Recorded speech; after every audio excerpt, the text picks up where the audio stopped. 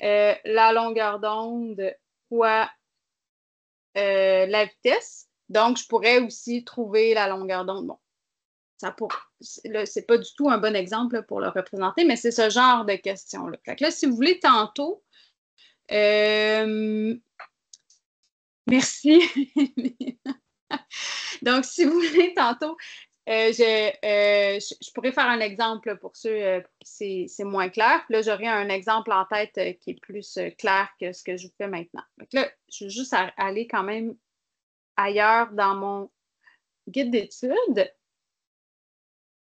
Ensuite, connaître les caractéristiques différentes entre les ondes mécaniques et les ondes électromagnétiques. Bon, ça, c'est quand même important. Il faut que tu saches que dans les ondes magnétiques, ça prend absolument un milieu pour que l'onde se déplace. Donc, ça doit être soit dans l'air, soit dans l'eau, ou soit dans un autre milieu. Ça peut être quelque chose de solide, là, par exemple, un mur.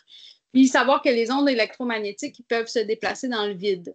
Il faut que tu saches aussi que dans les ondes électromagnétiques, on a la lumière visible, les ondes radio, les rayons X, les rayons gamma et tout ça. Puis ça, c'est ce qui m'amène à l'autre partie ici, être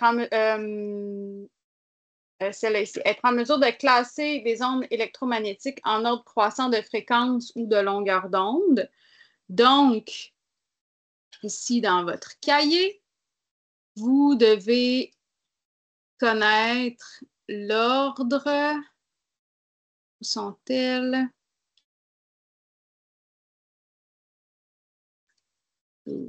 Ici. Donc, vous devez connaître cet ordre-là.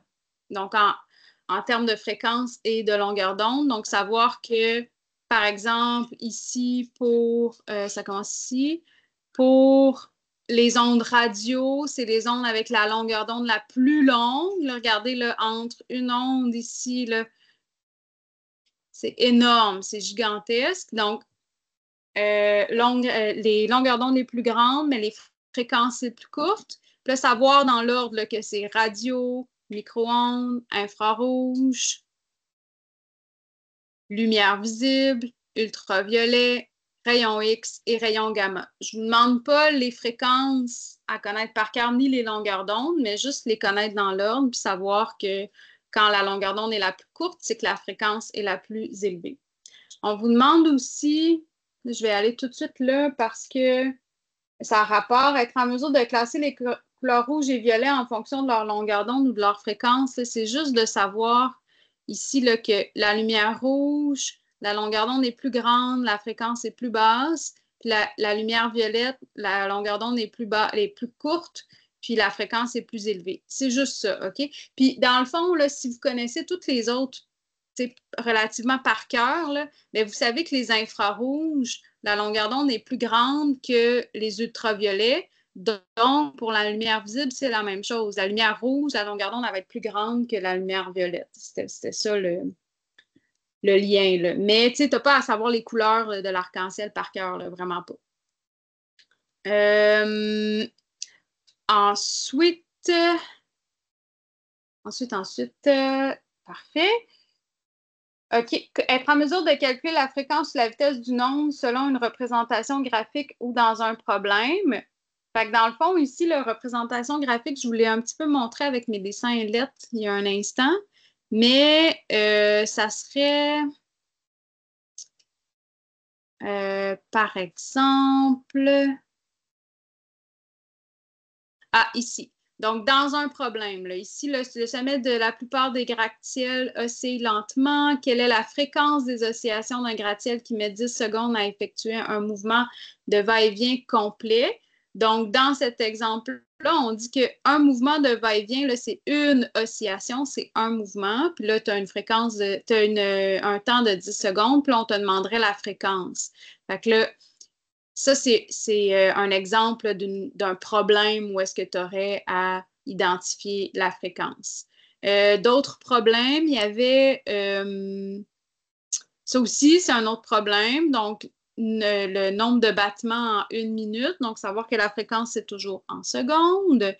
Puis, il y avait aussi le truc le canot. Sarah et son canot. Fait que ça aussi, là, la fréquence des vagues, là, on pourrait avoir tu aurais deux façons de le trouver avec le 15 longueurs d'onde pour 5,5 secondes. Fait que là, tu peux y aller avec fréquence est égale à, je pense qu'ils ne l'ont pas fait comme ça, là. Mais fréquence est égale au nombre d'oscillations par seconde pour trouver la fréquence, ou encore trouver la fréquence avec la relation qui dit que la vitesse est égale à la longueur d'onde fois la fréquence. Fait qu'en identifiant la vitesse et en ayant la longueur d'onde, tu pourrais trouver la fréquence. Fait que c'est ce qu'on veut dire ici quand on dit être en mesure ou dans un problème. Être en mesure d'appliquer la vitesse la relation entre la vitesse et la fréquence dans un problème, c'est être en mesure d'utiliser la formule que je viens de vous montrer, qui est ici. Vitesse est égale à longueur d'onde fois fréquence. Cette formule-là va vous être donnée. Là, dans notre examen, là, notre feuille de formule, il y a comme une formule qu'on a utilisée dessus. Fait que c'est pas la fin du monde si vous ne l'avez pas avec vous. Là. Mais je vais l'écrire au tableau. C'est comme la seule formule que je vous donne, à moins que vous ayez besoin que je vous donne la formule de la vitesse durant l'examen. Ça, je pourrais le faire aussi. Mais les vitesses, c'est toujours la même chose. C'est toujours le déplacement en mètres sur les secondes. Ensuite, connaître les principales caractéristiques de la lumière visible. Bon, ça, je sais que ça vous a pas mal buggé parce que c'est pas textuel dans le cahier.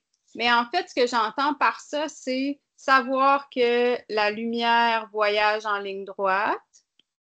Donc, elle voyage en ligne droite. Savoir que la lumière ne peut pas traverser des objets opaques. Donc, la lumière ne peut pas contourner des objets.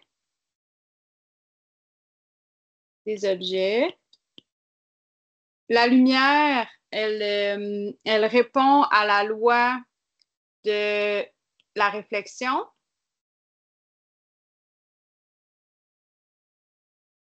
Puis la lumière, elle est visible par l'œil. Là, je vous dirais là, que pour un examen qui pourrait avoir lieu, par exemple, demain, ça ici, là, il n'est pas capable de contourner des objets, puis elle voyage en ligne droite. C'est pas mal là-dessus là, qu'on s'enligne avec cette question-là. OK? Donc, ça se pourrait que, par exemple, je te demande une question à choix multiple, puis là, que je te dise lesquelles ont rapport avec la lumière visible, puis que je te dise, je sais pas, là, est-ce que la lumière visible peut faire ça? Puis là, tu me dis non, la lumière visible, là, c'est pas une onde, là, je vais pas vous mêler. Est-ce que la lumière visible peut faire ça? Puis là, tu me dis non, parce que la lumière visible, elle doit voyager en ligne droite. Ce genre de questions. Okay? Cassez-vous pas trop le bicycle, c'est juste ça qu'on veut que tu saches. Bon, connaître les caractéristiques de la loi de la réflexion. Alors, elles sont, la loi de la réflexion, c'est dans, je regardais juste s'il y avait des questions, tout a l'air bien. Loi de la réflexion. Piou.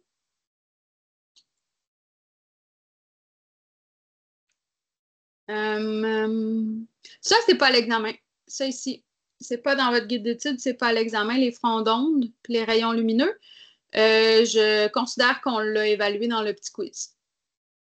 Fait que loi de la réflexion, on y arrive. En fait, je sais pas pourquoi là, je vais si loin, là, parce que c'est vraiment pas compliqué. Là. Ce que vous devez savoir avec la loi de la réflexion, c'est que l'angle incident, bon, je vais aller avec ça ici. Vous devez savoir, que le rayon incident qui va frapper une surface où est-ce qu'il y a une réflexion, à l'endroit où est-ce qu'il y a va frapper la surface, il va avoir une normale. Il faut savoir que la normale, est toujours perpendiculaire à la surface.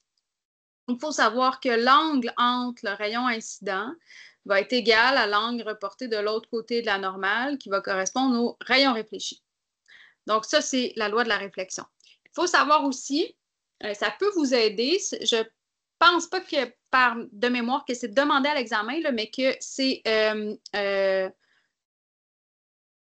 réversible, c'est-à-dire que l'observateur pourrait être à l'endroit du rayon réfléchi, puis pourrait aussi avoir un rayon incident à l'endroit du rayon réfléchi et vice-versa.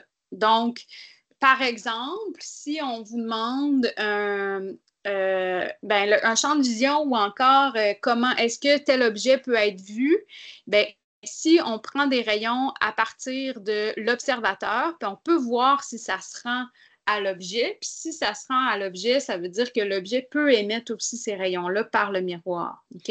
Donc, ça va être plus clair tantôt quand on va faire des exemples de tracer des rayons, mais c'est pour ça que c'est important de savoir que dans la loi de la réflexion, ces rayons-là peuvent être, c'est pas inversé le mot, là, mais en tout cas, ils peuvent les deux, la lumière peut venir d'un côté ou de l'autre. Donc, à l'endroit où il y a un rayon incident, ça peut être aussi l'endroit où est-ce qu'il y a un rayon réfléchi et vice-versa.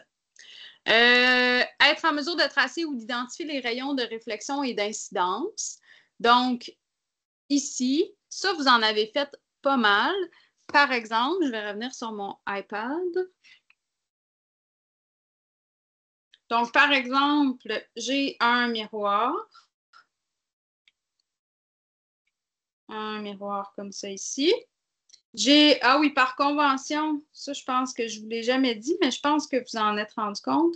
Par convention, la surface réfléchissante d'un miroir, c'est celle qui est la plus foncée, ou encore quand c'est hachuré, ça veut dire que c'est le derrière du miroir.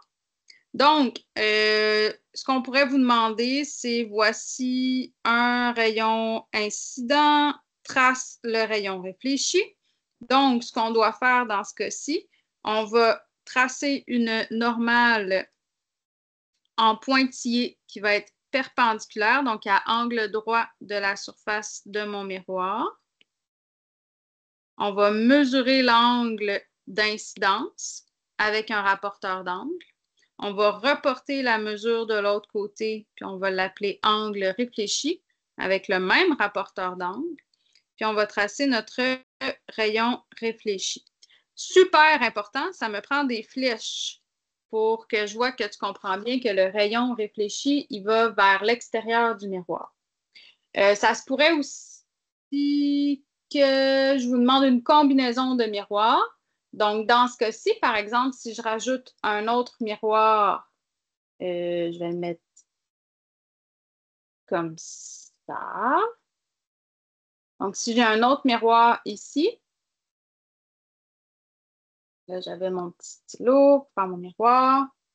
Et là, mon rayon réfléchi, en fait, mon premier rayon réfléchi devient mon rayon incident sur le nouveau miroir. Donc, je vais faire exactement la même chose. Là, vous ne le verrez pas, mais en ce moment, mon iPad est tourné dans ma main. Donc, pour vous, peut-être que ça va avoir l'air un petit peu funky, mes dessins. Je vais tracer une normale en pointillé. Je vais la faire en rouge, perpendiculaire à la surface de mon miroir ici. Je vais tracer l'angle d'incidence.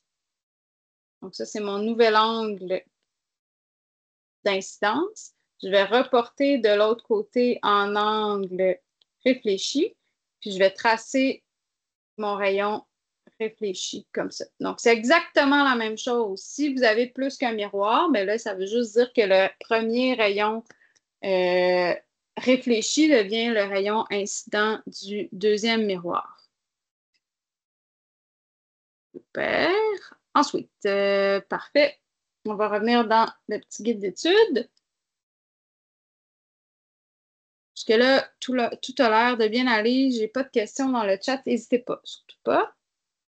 Comprendre la différence entre la réflexion spéculaire et diffuse, mais c'est surtout une question de mots.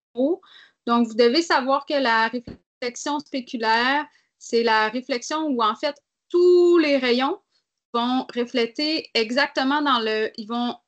Comment je dirais ça? Ils vont se refléter dans la même direction exactement que leur provenance. Ça veut dire que l'emplacement des rayons incidents pour tous les rayons incidents va être le même pour les rayons réfléchis. Donc, si on se place ici, bien, comme observateur, on va avoir exactement notre objet, l'image de notre objet qui va être réfléchie dans nos yeux parce que chacun des rayons qui vont partir de chacun des points de l'objet va être réfléchi c'est ça, selon la même normale.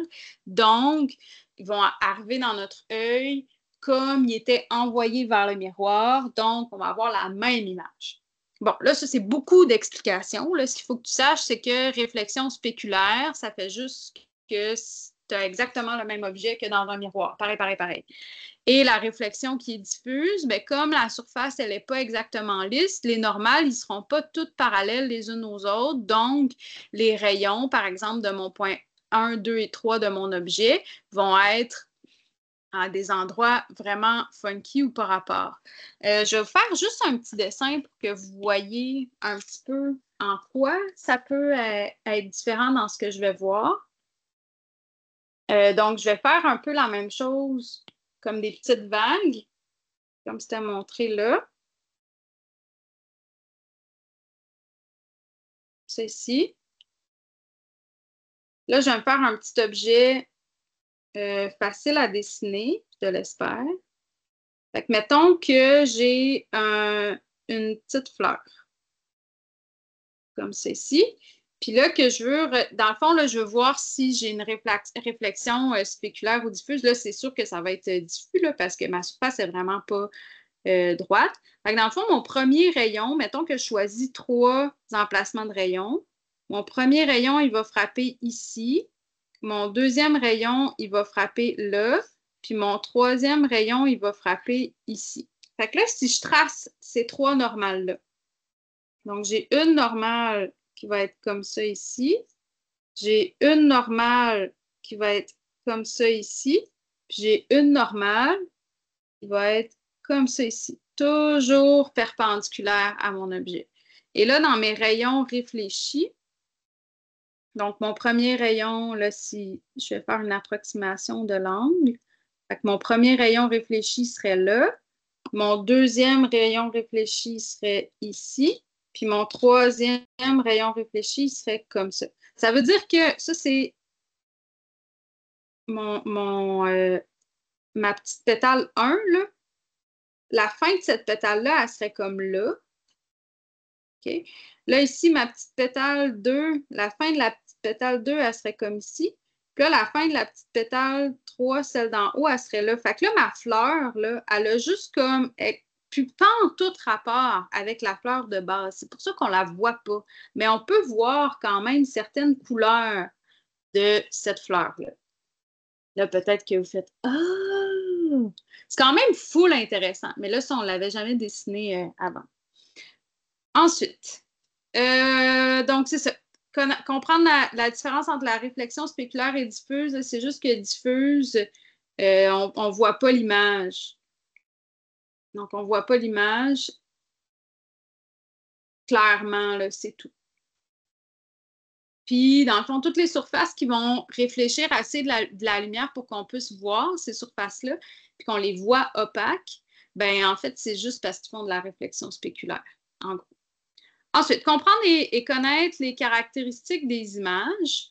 Donc, les caractéristiques des images, c'est leur nature, leur position, leur sens. Parfait. Leur taille, et c'est ça. Donc, savoir qu'une image peut être réelle ou virtuelle. Ça aussi, je vais en reparler dans un instant. Savoir qu'une image peut être droite ou inversée. Inversée, ça veut dire qu'elle a vraiment la tête en bas. Donc, pas inversée droite-gauche, mais inversée vraiment la tête en bas. La taille, donc elle peut être plus petite, plus grande ou de la même taille que l'objet. Puis la position, elle peut être plus proche ou plus loin du miroir que l'objet. Dans le cas d'un miroir plan, la position, c'est toujours la même que la position de l'objet par rapport au miroir, pour notre image. La taille, c'est la même chose. Le sens, l'image est droite. Puis la nature, l'image, elle est virtuelle. Et là, je vais vous faire un petit dessin pour bien comprendre la différence entre une image réelle ou virtuelle. Je vais y aller ici. Donc, On va commencer avec le miroir qu'on connaît bien, le miroir plan au château. Un gros trait. Donc, miroir plan ici. Quand j'ai un objet de ce côté-là, de mon miroir, et qui est réfléchi par mon miroir, en fait, ce que je vais voir de mon objet quand je vois la réflexion, c'est le prolongement de ces rayons-là. Donc, mon objet va se trouver en arrière.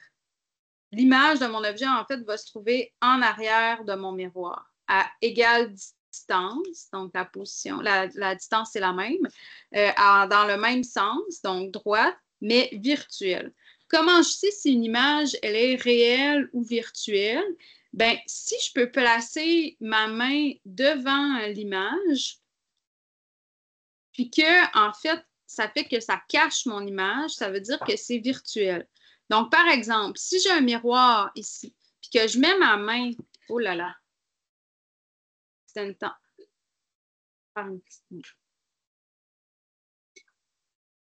Je mets ma main ici en arrière du miroir, ben, ça n'aura aucun impact sur ce que je vais voir. Donc, je vais voir quand même mon personnage. Si vous imaginez, là, vous avez un petit miroir, puis là, vous regardez dans ce petit miroir-là, puis vous mettez votre main en arrière du miroir, ben, vous vous voyez pareil. Ça veut dire que mon image, elle est virtuelle.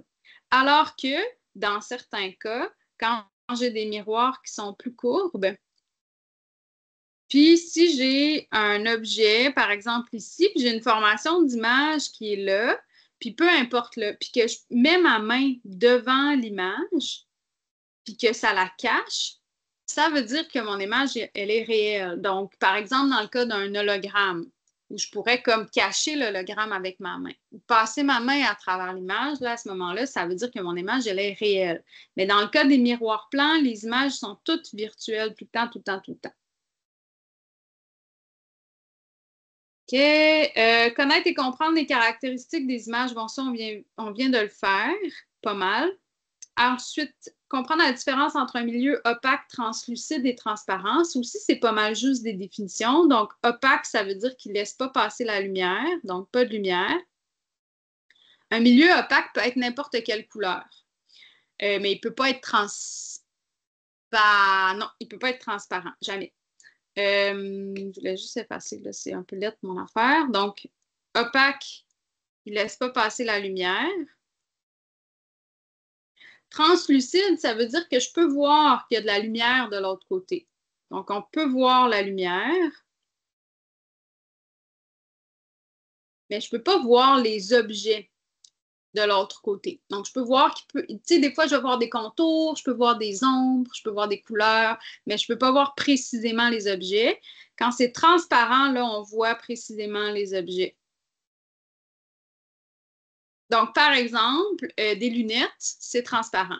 Mais des lunettes dans lesquelles j'ai mis mes doigts à répétition dans les verres, mes doigts dégueulasses, donc je ne me suis pas lavé les mains. Puis là, ça fait que quand je les mets devant mes yeux, je ne vois plus ou je vois embrouiller à travers. Ça veut dire que maintenant, elles sont rendues translucides et pas transparentes. Que ça soit transparente, là, il faut que je vois très, très, très, très bien à travers. Puis là, on va voir pourquoi là, quand on va parler de réfraction. C'est full intéressant. Mais là, il faut juste connaître les définitions puis savoir identifier comme un milieu. Les milieux opaques et les milieux translucides et les milieux transparents, les trois peuvent faire de la réflexion.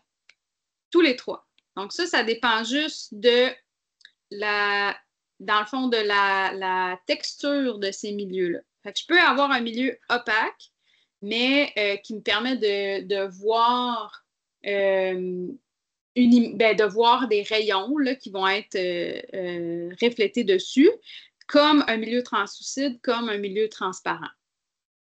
Donc, probablement qu'en ce moment, chez vous, si vous avez des fenêtres et que les stores ne sont pas fermés, comme il fait noir dehors, si vous regardez à travers la fenêtre et que vous êtes assez loin, là, pas collé dessus, là, vous allez voir ce qui est illuminé dans votre maison. Là, en ce moment, ces fenêtres-là, c'est des milieux qui sont transparents, mais ils permettent la loi de la réflexion de tous les rayons qui sont dans votre maison parce qu'il n'y a pas assez de rayons lumineux de l'autre côté de la fenêtre pour éblouir. Fait que les rayons de réflexion, c'est des rayons qui sont moins forts que les rayons de la lumière réelles, c'est ça, de sources lumineuses, surtout le jour. C'est pour ça là, que vous les voyez.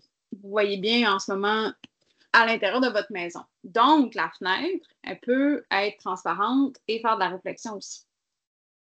OK, être en mesure de tracer. OK, là, ah, super. Les rayons entre un observateur et un objet dans un miroir plan. Bon.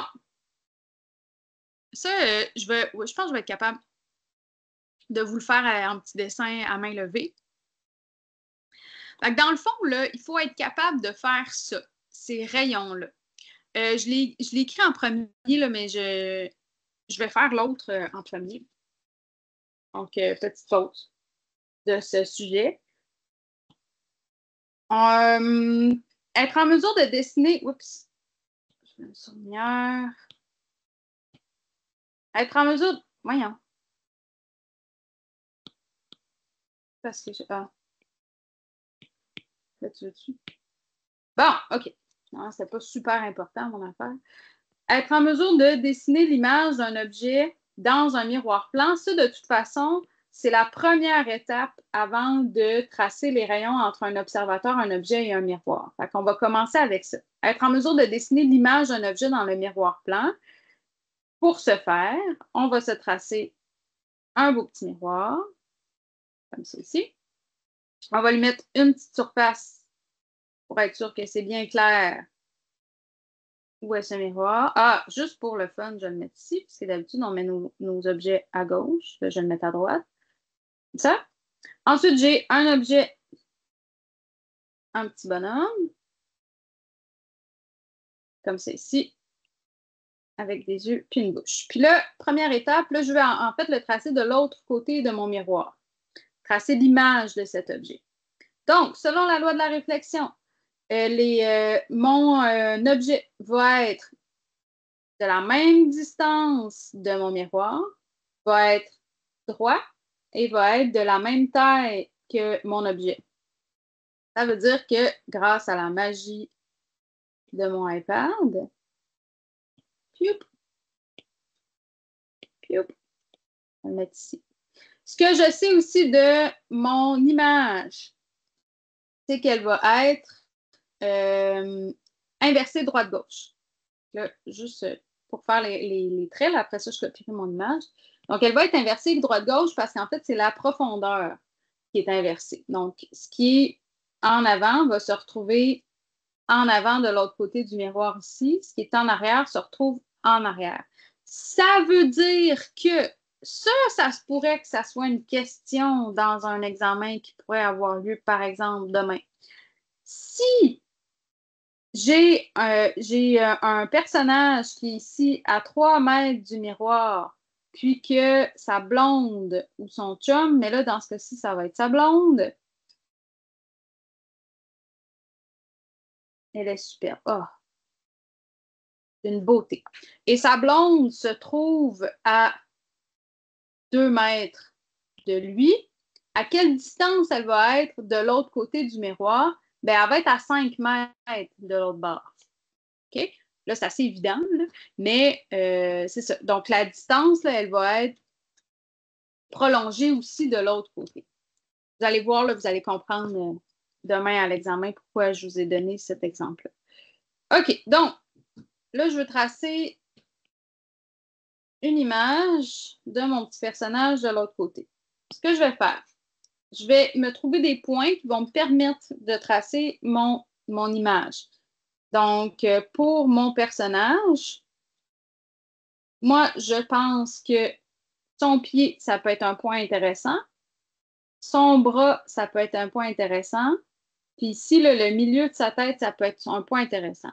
Je pense qu'avec 3 points, vous êtes capable de faire vraiment bien les images. Okay? Si vous voulez, si pour vous 3 points, c'est pas assez, faites-en 4, faites-en 5, faites-en autant que vous voulez, là, ça ne me dérange pas.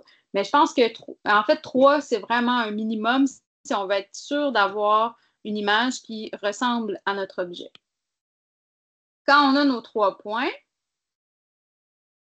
donc on va tracer une ligne entre mon premier point et la surface du miroir, le plus perpendiculaire possible. En fait, ça doit être perpendiculaire. Puis vous allez mesurer cette distance-là.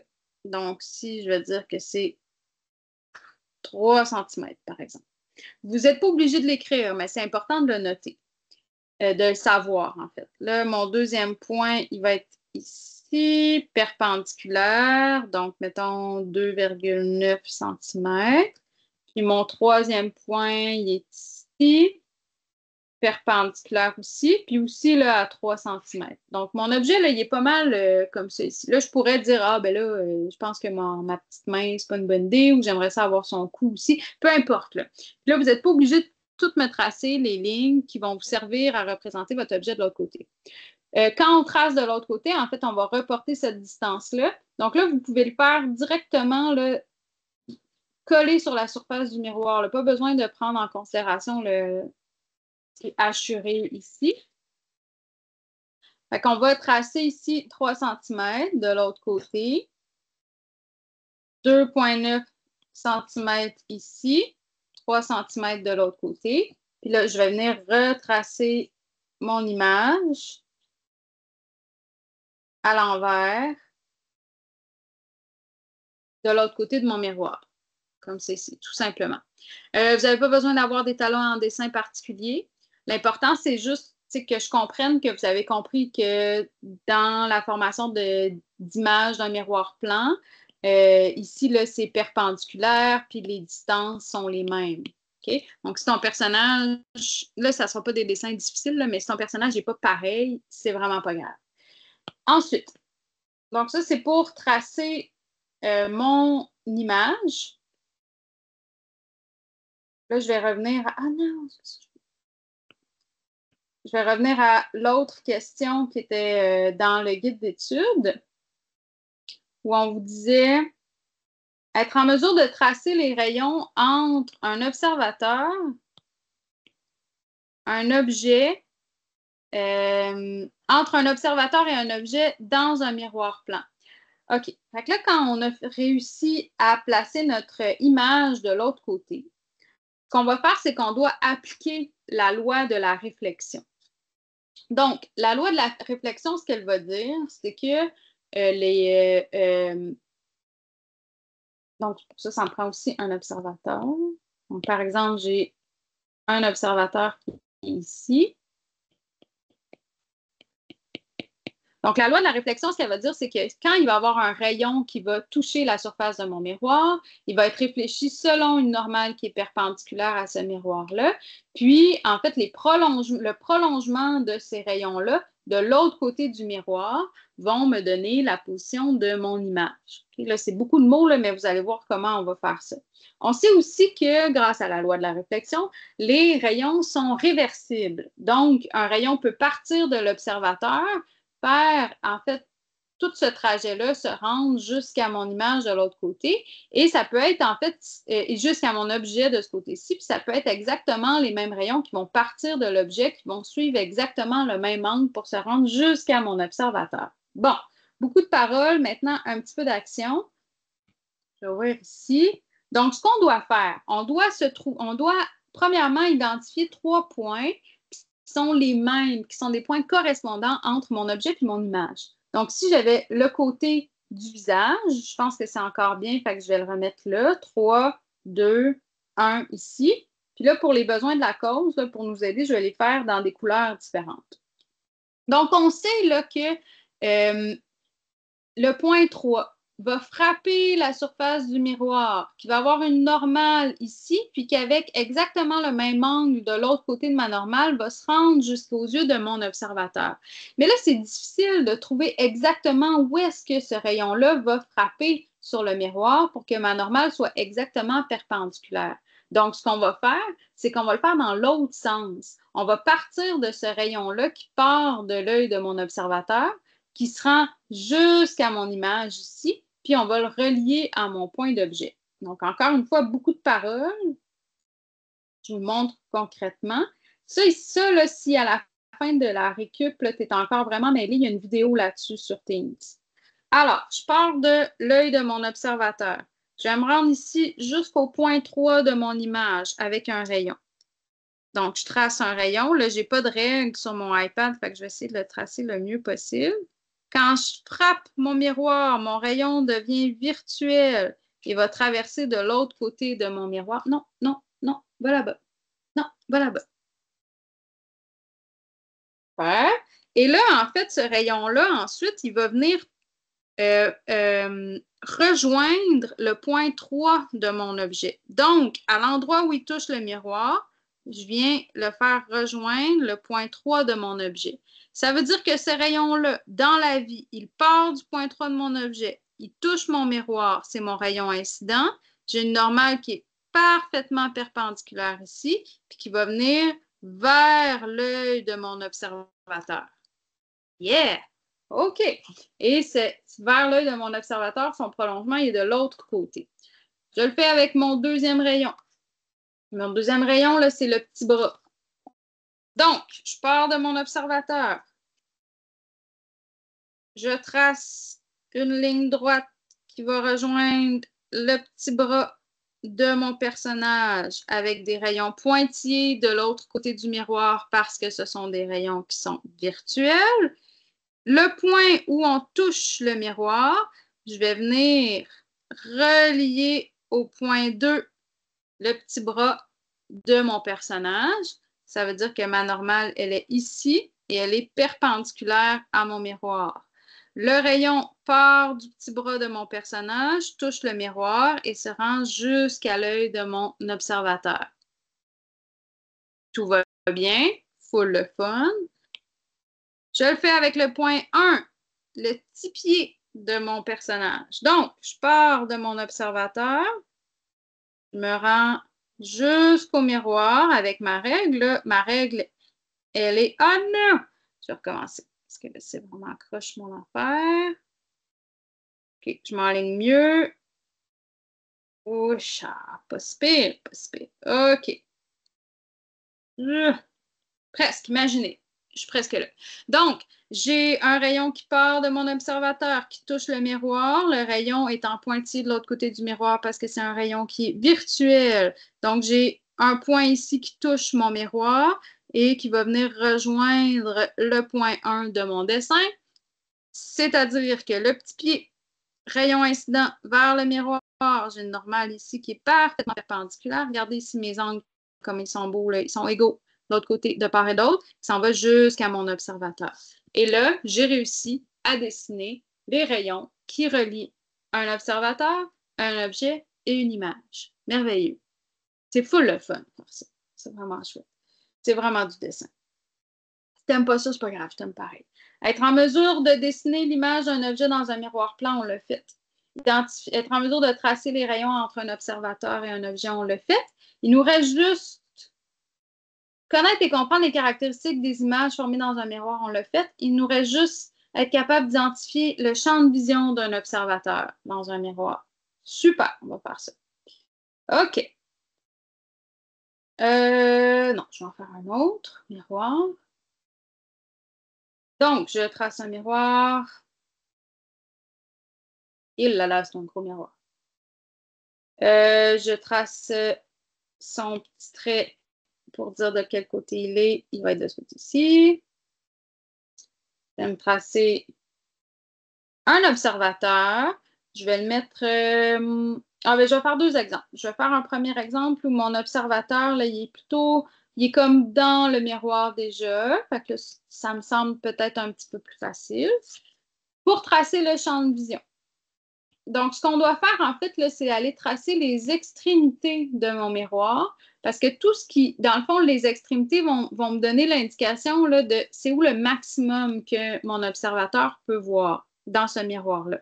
Donc, je vais tracer là, vu que la loi de la réflexion me dit que les rayons sont réversibles, je vais tracer à partir de mon observateur.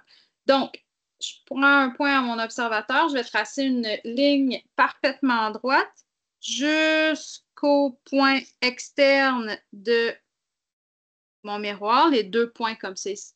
Je peux le faire aussi un à la fois, il n'y a pas de souci. Je vais tracer une normale perpendiculaire à mon miroir, vraiment perpendiculaire ici. Je vais le faire aussi de l'autre côté, une normale perpendiculaire à mon miroir. Ensuite, je mesure mon premier rayon, mon premier angle ici, que je vais venir reporter de l'autre côté, angle comme ça, et mon rayon va être, et voilà, ici. Ça veut dire que un objet qui serait à cet endroit-là, en fait, je vais le mettre exactement ici dans mon rayon, là. Un objet qui serait à cet endroit-là pourrait avoir un rayon incident qui viendrait toucher la partie la plus ici de mon miroir, l'extrémité, puis pourrait se rendre jusqu'à l'œil de mon observateur. Ça va? Fait que son champ de vision, mon observateur, là, il est immense, là, il est comme tout ça. Puis là, je fais la même chose de l'autre côté. Je mesure mon angle, je reporte mon angle, je trace ici mon rayon. Ça veut dire que tout ça peut être vu par mon observateur. Ce qui est aussi en face, évidemment, peut être vu par mon observateur. Sauf si c'est exactement devant l'observateur, mais ça, on ne l'a pas vu, puis on ne verra pas. Donc ça, c'est pour le champ de vision. Maintenant, je vais tracer un autre champ de vision, mais avec un observateur qui est décalé de mon miroir. Ça, des fois, c'est un petit peu plus confondant là, parce que les rayons qui vont sortir là, du miroir, l'incident réfléchit dépendamment comment vous les voyez, mais ils sont comme pas tout le temps vers l'extérieur. OK, fait que là, je vais tracer un autre observateur, je vais le mettre plus bas. Ici. Voilà. Il a l'air moins en santé. OK, moins pire. Il n'a pas l'air super en santé. OK, donc je fais la même chose. Je vais tracer une ligne qui part de mon observateur qui va aller aux deux extrémités de mon miroir. Pardon, une fois. Ouh là là, c'est plus difficile. On la règle. Deux fois, comme ceci. Ensuite, je vais tracer mes normales. Et là, regardez, là, déjà ma normale ouais, je vais commencer par celui-ci. Déjà, ma normale, là, elle n'est pas comme à l'extérieur ici là, de mon rayon. Elle est comme dans le miroir. Mais ça, il faut le considérer, c'est correct, c'est normal. C'est normal pour la normale. Ensuite, là, je fais la même chose que d'habitude. Je mesure mon angle, je rapporte mon angle, je trace mon rayon. Comme ça ici. Et là, juste pour nous aider, qu'on soit peut-être moins mêlés, pour mon deuxième rayon ici, je vais le finir en rouge. Je trace la normale. Ah, là, la normale est comme à l'extérieur du rayon, vers l'extérieur du miroir. Là, ça ressemble plus à ce qu'on faisait tantôt. Je mesure de part et d'autre mon rayon et je trace ici. Ça veut dire que le champ d'observateur, pour mon observateur qui est ici, là, ce qu'il peut voir, c'est tout ce qui se trouve là. Fait que ce qui va se trouver ici, par exemple ici, il ne verra pas. Fait que je pourrais vous poser une question, qu'est-ce que peut voir un observateur? Est-ce qu'il peut voir la fleur qui est là? Non, il ne peut pas.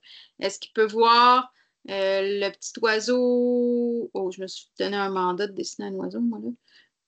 Et bon, ça ressemble plus à une mouche, là, mais est-ce qu'il peut voir la mouche ici? Non, il ne peut pas. OK? Donc, ce qu'il peut voir, c'est ce qu'il y a dans le champ de vision qui est ici. Ça va? Et c'est ce qui vient faire le tour de notre guide d'études. Donc, pas beaucoup de calculs, des calculs de fréquence. Donc, des calculs de fréquence, des calculs de vitesse, un petit peu. Des dessins d'ondes et des dessins de rayons pour tracer. Sinon, dans les notions, on a comme qu'est-ce qu'une onde mécanique, qu'est-ce qu'une onde électromagnétique, connaître les mots qui décrivent des ondes, connaître les mots qui décrivent des images, position, sens, taille, puis classer les types d'ondes électromagnétiques. On a aussi les milieux opaques, translucides et transparents. C'est pas mal ça. C'est pas. Mais là, je veux pas. Ça se peut que tu trouves ça difficile pareil, puis c'est bien correct. Là. Mais c'est tout ce qu'on a dans cet examen-là pour l'instant. OK. Bon, là, si vous avez des questions, je peux répondre aux questions. Sinon, moi, j'ai fini. Fait que si à partir de maintenant, ben là, vous pouvez quitter de toute façon tout le temps, là. Il n'y a vraiment pas de stress. Mais si vous voulez quitter, je vous dis bye-bye. Puis sinon, si vous avez des questions, ça me fait plaisir d'y répondre, si vous en avez.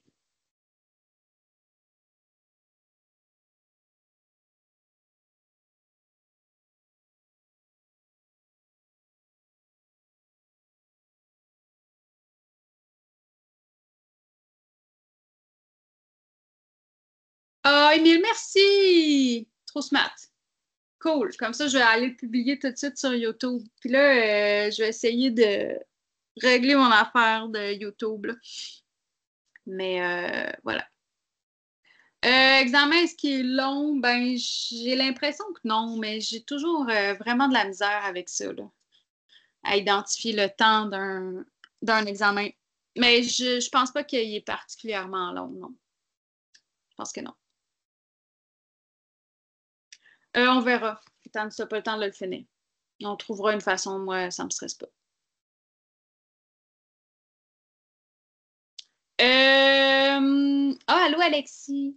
Merci, Ethan. Bonne soirée. Ben, en fait, moi, j'ai pas l'intention, Alexis, de te faire passer. Je sais pas si tu es en physique demain, là. C'est Julie qui va le savoir, mais même si tu es avec nous demain, je te ferai pas passer l'examen, là. Je te ferai faire des exercices, puis on trouvera un moment pour passer l'examen quand tu sentiras là, que tu rattrapé. Mais c'est Julie qui va le savoir pour ton horaire. C'est bon? Hey, merci d'être venu. C'était bien le fun. Bye! Bonne soirée!